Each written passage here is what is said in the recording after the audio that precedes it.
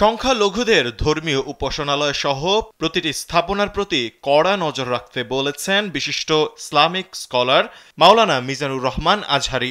সোমবার রাত 8:30টার দিকে তিনি তার ভেরিফাইড ফেসবুক পেজের মাধ্যমে এই বার্তা দিয়েছেন।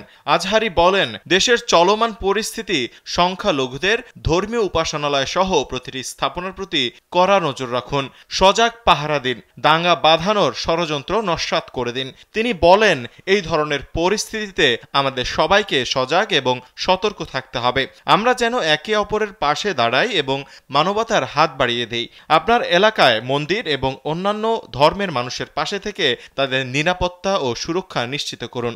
সহমর্মিতার মাধ্যমে আমাদের ঐক্যকে শক্তিশালী করতে হবে। আমাদের দেশের বিরুদ্ধে কোনো ষড়যন্ত্র যাতে সফল না হয় সেজন্য সজাগ থাকতে হবে এবং যে কোনো সন্দেহজনক কার্যকলাপের বিরুদ্ধে প্রয়োজনীয় ব্যবস্থা নিতে হবে। আমাদের বাংলাদেশে কোনো বিভেদ থাকবে না, ইনশাআল্লাহ। সবাইকে একত্রে কাজ করতে হবে যাতে শান্তি ও সম্প্রীতি বজায় থাকে। আসুন আমরা সবাই মিলে একটি সুখী ও শান্তিপূর্ণ বাংলাদেশ গড়ে তুলি।